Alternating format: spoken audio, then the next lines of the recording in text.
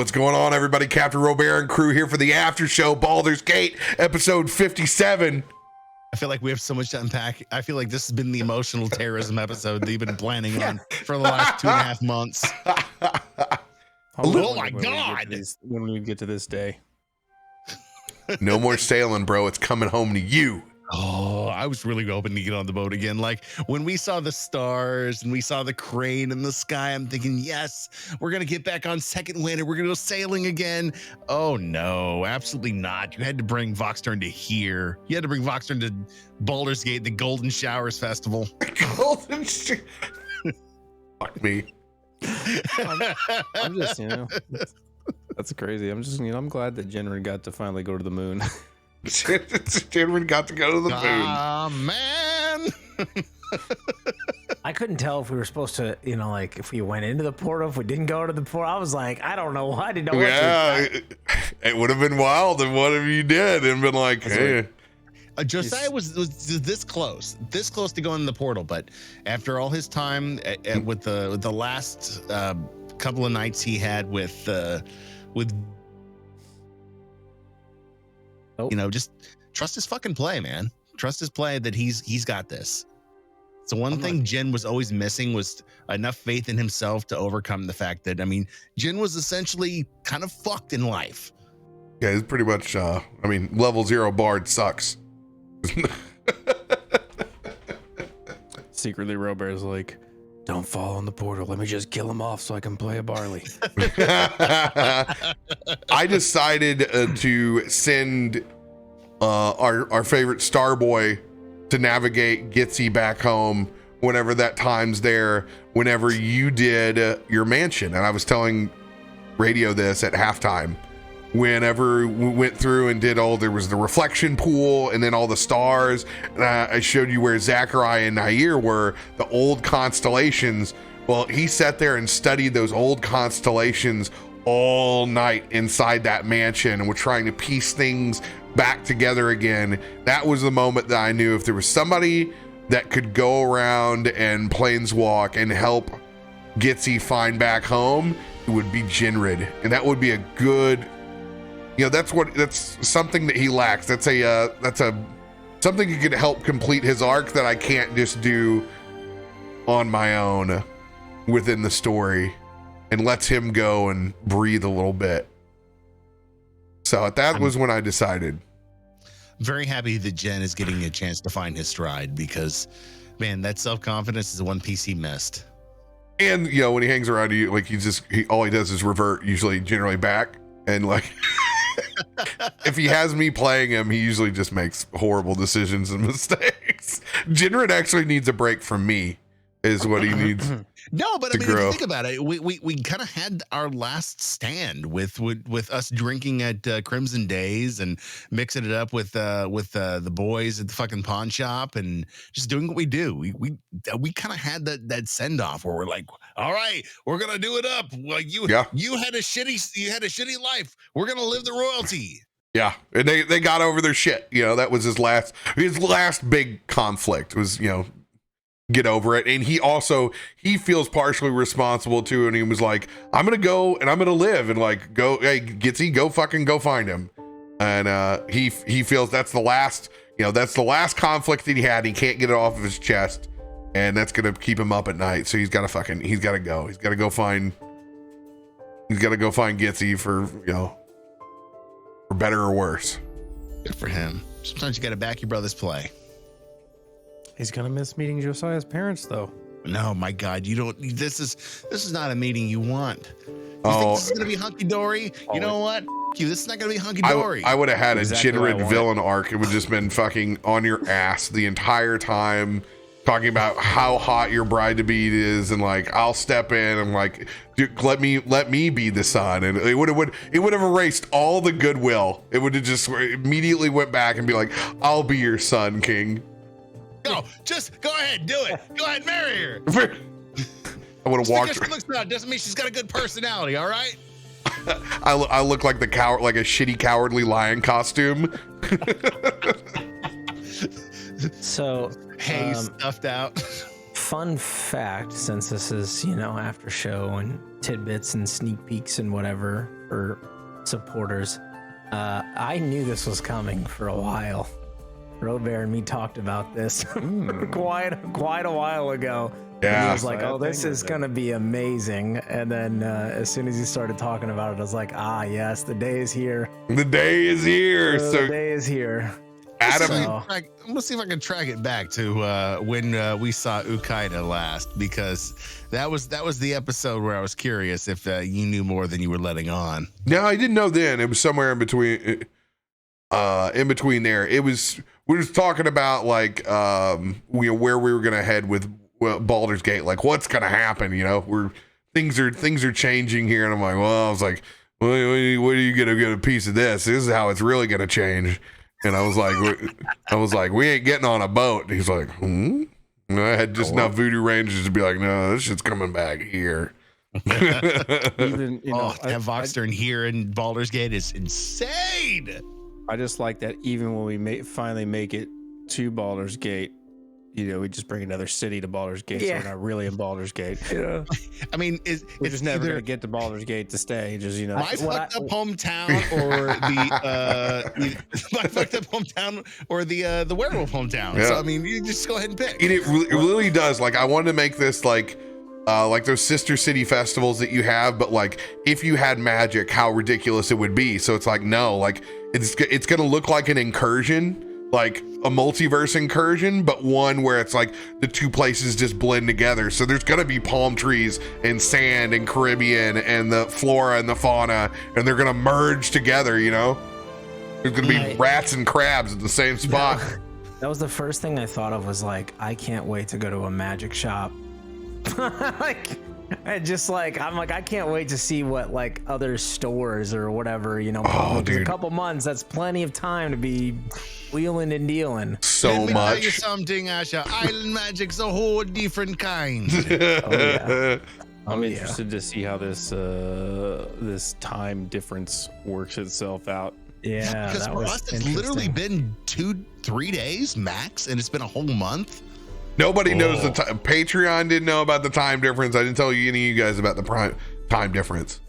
The main part on the time difference is whatever the old magic that was involved with the area that we were in, and it's destruction, but also to give some breathing room in between. I didn't want to have to, while we're kind of like, because it's kind of a reset while we're reformulating Baldur's Gate and coming back, I didn't want to have to come back to the city and be like, everyone's fucking not over the fact that like there was just a fucking terrorist attack here and it's just miserable and it's when are things gonna get better? And instead of having to live through a city's existential dread for inside a game for a month, I was like, let's lose some time in a device where we can, and it's not a super big deal, is my primary advancement on it. But then it's going to make our characters go like, whoa, what the fuck? We didn't even lose time in the Fae. How did we lose time in this forest? What was the mechanic behind it? Those runes. It's going to make you guys, ultra sensitive about runes from here on out, which will be fun to RP. Yeah, time to become a time machine. Yeah. Time wizard. Gonna start studying Dunamancy. Dude, already brushed up on it. You guys were so good with this sidebar conversation tonight. I could have literally, I just was living in it and just fucking enjoying y'all's banter. And the fucking chat was too. The community was fucking loving it. It was so good. Felt good to be back home. You guys are super fucking talented. I love that when you just hop back in your character and just get to banter back and forth. It's fucking great.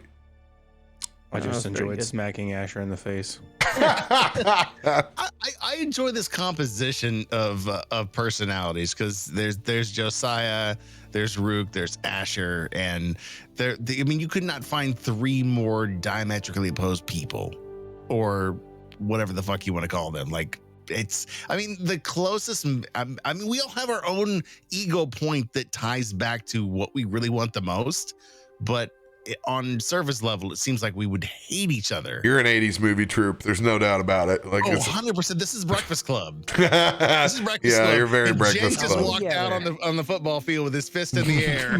Asher's Anthony Michael Hall. 100%. If there's never been a more Anthony Michael Hall fucking character. Who's Emilio Estevez then? Well, I did have my butt cheeks out, so if that and I taped his buns together.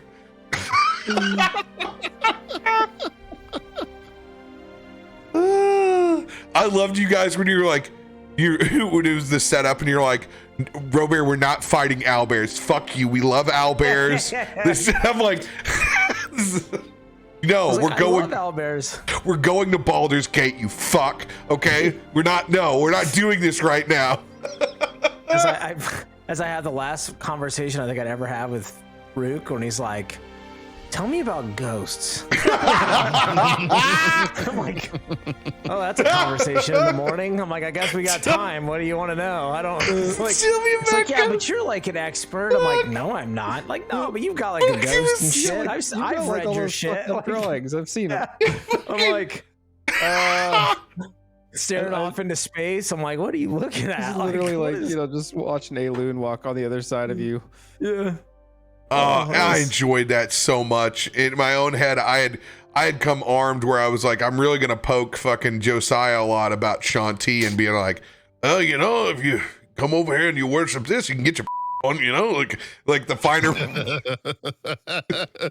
I already had my defense built from that. I already drank with Barley's. I know how this shit goes. Oh no, the Shanti support has just begun. But you asking about fucking ghosts, dude. Oh my fucking god, that was good. I know, just he's gonna.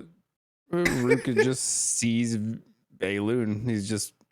I don't know if he's crazy or what, but I haven't decided yet on just how that's working. But I was gonna say yes, probably. Probably. I like to think of it as there's still some pieces of Balloon living in his brain.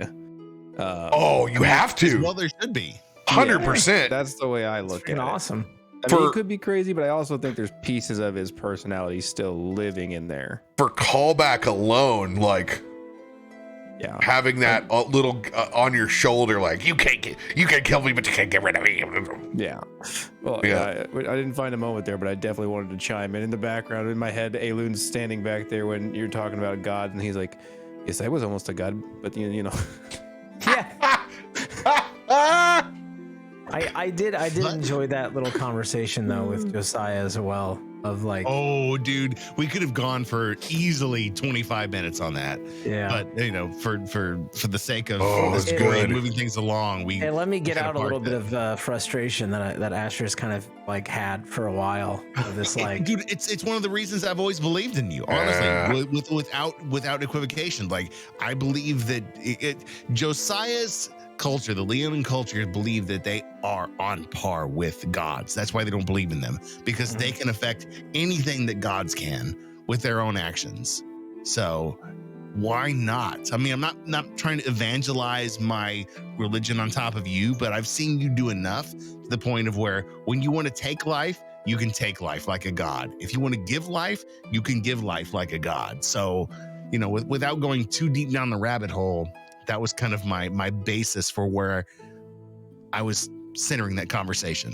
No, I think I understood it, but I think Asher's been struggling with some of the failures that he's had, and like being called a god or an equivalent to a god when he like is like messes up simple spells. He's like, yep, like no. And I love the moment. Reason I threw that in your face, that moment of hell, because I wanted to challenge you on that. Oh yeah, and because we never got any resolve. Honestly, we never got any resolve. You went and locked yourself in your room, and the only person you vented to was Gitsy. We never had a piece of that, so I wanted my share.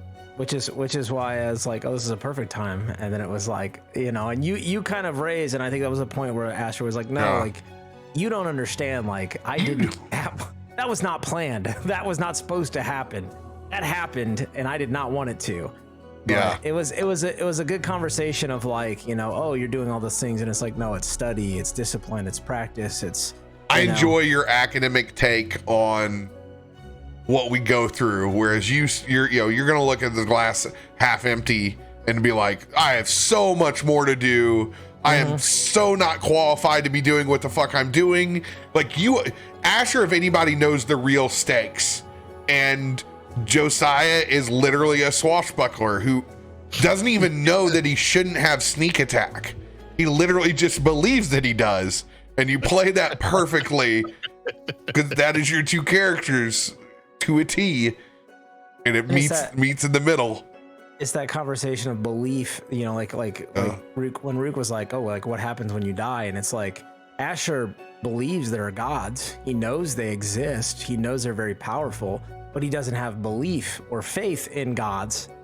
He just knows of the existence. And it was what I really loved was I glanced over and looked at chat, and when we were having this conversation, and someone was like, I love how Asher's saying this when he literally had a character become a god. God, that was it's just so good. Yes, it's like it's a testament of like you're totally different character, right? Like, and it's like totally different beliefs. And he is study, arcane, school. Like I am learning the principles of what arcana and magic is. And you've met Archfey. Like you've met people who can literally change their fucking surroundings that live forever. What's the difference between an archfey and a god at this point? Belief? Can we just stop and give Adam a round of applause for his bifurcation of character on the fact that literally he was a god that became a god, and he also plays a character who believes that he is supplicant to gods and can do it flawlessly. So you know what? I'm gonna take the I'm gonna take the time and give you an applause for the shit you've been able to pull off with your character involvement of Asher. I appreciate that. I just wish I rolled like a god like Mud, but you know. Hey, you force it, you believe it, it'll happen. That's how Mud makes it happen. Yeah. All right, guys, that's it. We're out of time. Catch us next week in Baldur's Gate meets Moxstern. Love y'all. Thank you so much. Josiah's getting married.